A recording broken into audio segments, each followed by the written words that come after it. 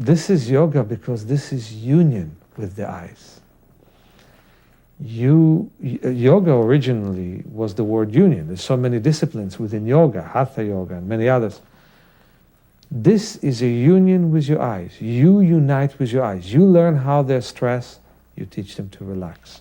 You learn how you lose peripheral use of the eyes, you teach yourself to bring it back. You learn how you look in a frozen way all the time at the computer. You don't go to the optometrist to get special glasses to freeze even more at the computer. You blink. You open your eyes. You look at the periphery. You look far away, and you pay attention to the movement of the print of the computer, and you don't try to focus in a very frozen way. So the whole point is you unite with your eyes, and you take care of them. They're precious.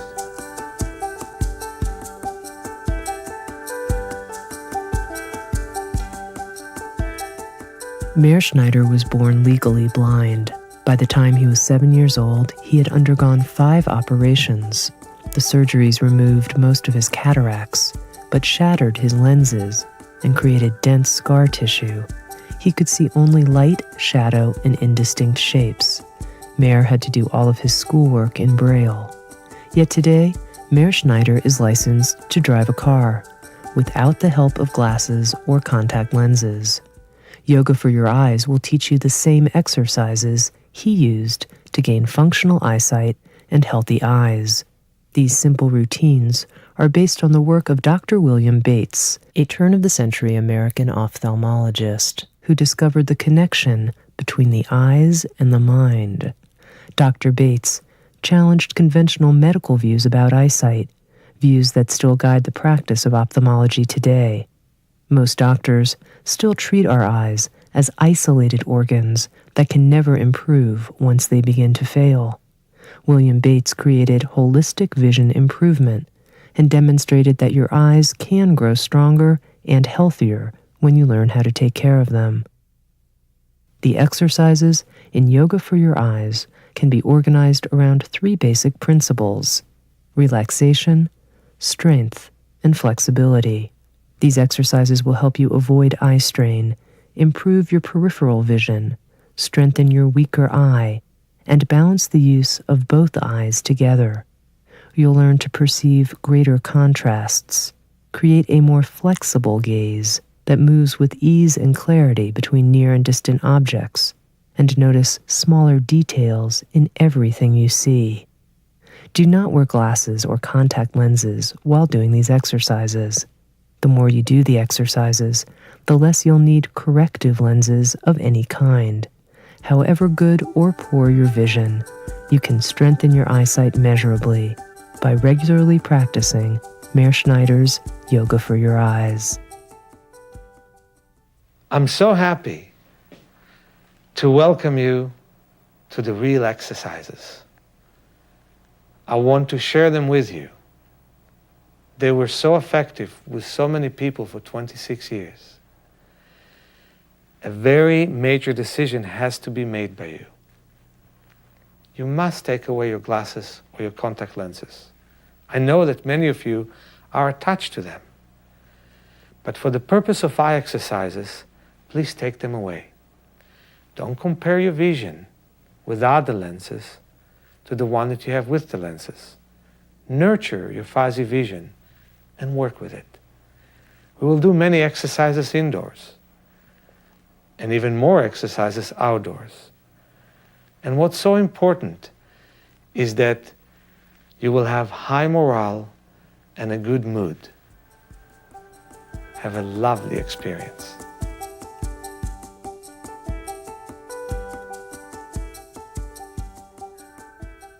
The first exercise that is very effective in relaxation is palming. In the Bates literature, the most that one of his patients ever palmed was 20 hours in one day. I myself palmed once for 11 hours, and right after that I got my driver's license, after reading Braille in the beginning of my life. What I want to show you through demonstration is that it's important to relax the body before you palm. So when you sit and palm, you can really contemplate pure and complete physical and mental relaxation of the eye and complete relaxation of the optic nerve. This is the base and the foundation for your total visual improvement. Palming is an exercise, and so it's an option. And if palming doesn't work for you, you can sit in a dark room and visualize darkness and blackness. But if it does work for you, it's a very good exercise. It's very different than sleep, because sleep is a passive, unconscious rest, which we cannot do without. But palming is a conscious rest that helps you see exactly how tense you really are. In fact, with every true practice of relaxation, you learn about your true tension. First, relax your body. Tony, if you don't mind, intertwine your fingers and move the arms in rotating motion in both directions. Breathe deeply in and out through your nose to your abdomen. Many people inhale through their mouth. Don't do that.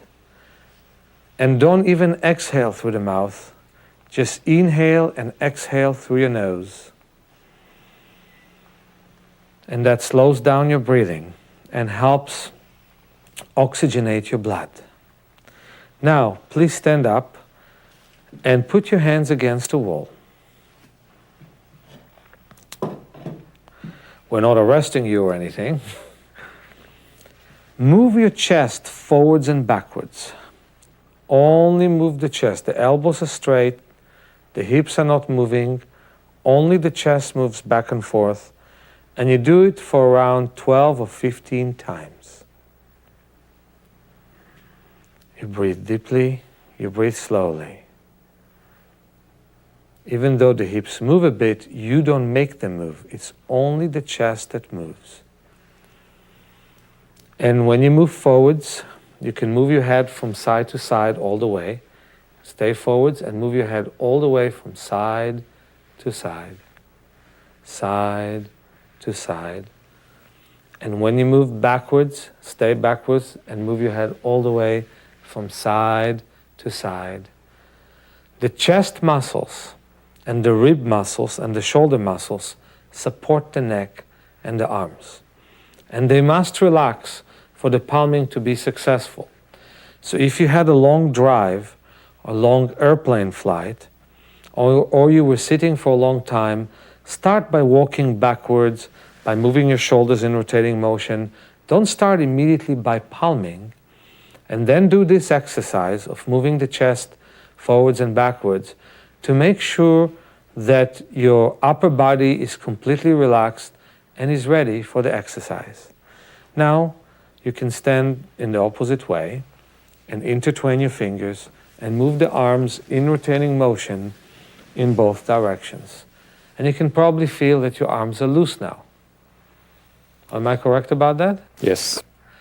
And the reason is that the chest and the upper back are opponents of the arms muscularly, and when you loosen them, it's much easier to move the arms. Now, intertwine your fingers and put your palms forwards and move the arms in rotating motion in both directions and in the opposite direction. And it's very important for us to loosen the arms, the shoulders, the upper back before we sit down and palm, because it's going to be very easy for tension to ensue. Palming is such an important exercise, and we must do it right. Now let's put the table forwards and the chair.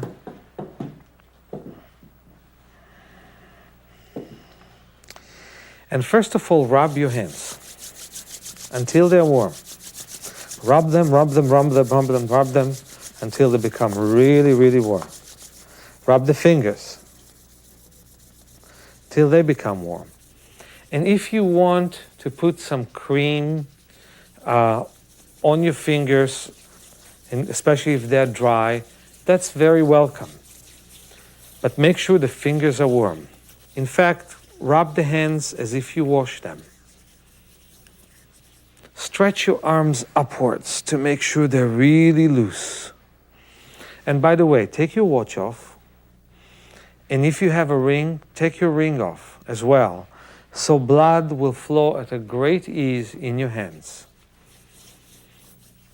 Rub the fingers in between them, intertwine them and interlace them. And then rub your hands again. And right now, close your eyes ever so gently, as if you're just going to sleep. Put your palms around your eye orbits. Put your palms around the eye orbits. Lean against the table, but don't bend much. In fact, you can lean with a straight posture. Breathe deeply, in and out.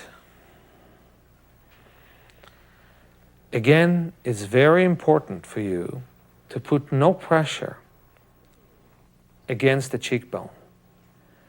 It's important for you to put the hands very gently around the cheekbones to make sure that the eyelids are closed but not firmly. And let the mind visualize as if you're seeing darkness and even blackness. Pay attention to your breath. Your breath is your vehicle for relaxation. Breathe deeply in, breathe slowly out, in and out through your nose. Feel that your abdomen and your waist are expanding as you inhale and are shrinking as you exhale. Feel that your ribs and your chest and the upper back are expanding as you inhale and are shrinking as you exhale. Feel that your neck is expanding as you inhale and shrinking as you exhale without any tension. Visualize that your head expands as you breathe in and shrinks when you breathe out. And the whole upper body expands when you inhale and shrinks when you exhale. As you breathe, visualize that your arms are expanding and shrinking, expanding when you inhale and shrinking as you exhale. As you breathe, visualize that your hips and thighs are expanding as you inhale and are shrinking as you exhale. As you breathe, visualize that your knees are expanding as you inhale and shrinking as you exhale. Visualize that your calves are expanding as you breathe in and shrinking as you breathe out. And visualize that your feet are expanding as you inhale and shrinking as you exhale. And visualize that you're seeing complete darkness. And if possible, even blackness. I remember that in the first 2 months of my practice, I couldn't even see dark. But when you see darkness, it can help you rest in a very deep way. This is the difference between palming and sleep. When you palm, you know exactly how unrelaxed your eyes are, how unrelaxed and irritable your optic nerve is. When you're asleep, you're too passive to know that. Now you'll know by the level of darkness or blackness whether your eyes are relaxed or whether they are tense. Keep breathing and feeling that the whole body expands as you inhale and shrinks as you exhale.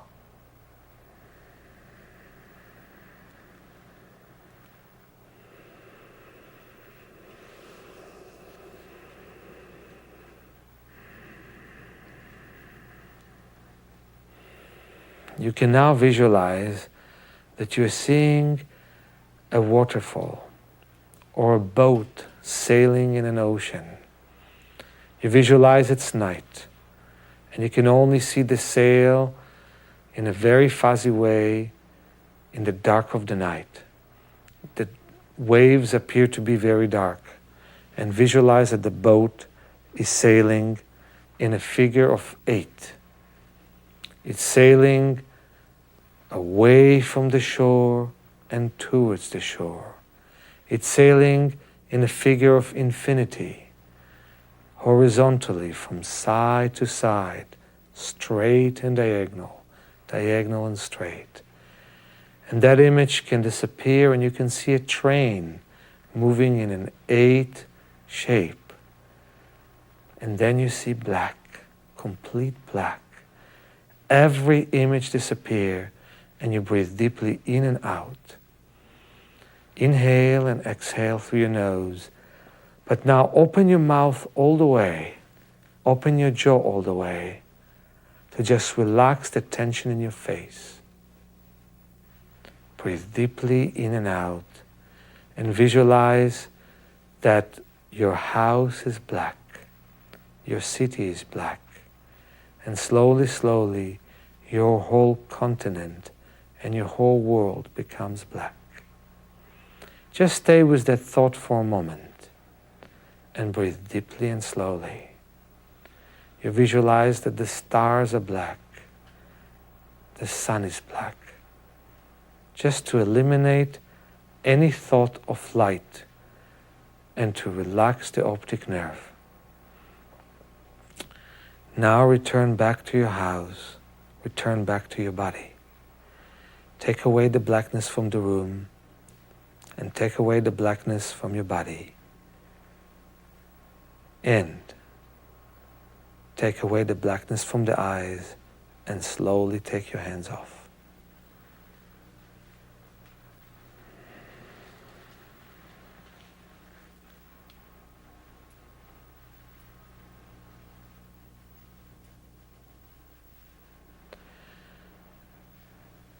Now,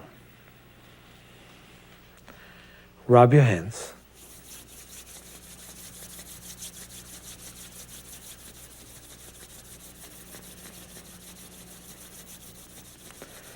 And massage around the eyebrows and the cheekbones. And there's 2 ways to massage the eyebrows and the cheekbones. One way is from the ridge of the nose to the temple. The other way is from the nose to the ear. To unsquint the eye. We tend to squint when we strain to look. This whole program will teach you how to look at anything at any time without any strain. Whether you see letters or objects, whether it's at night or in the daytime, we need to not strain. So you massage around the eye orbits and the cheekbones.